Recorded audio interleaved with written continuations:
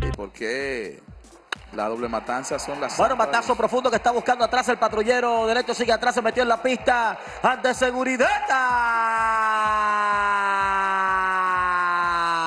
Perdí la conexión con ella.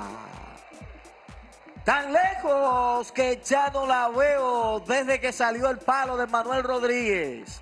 Jonrón de 2 carreras. 3-0 están ganando las Águilas este juego.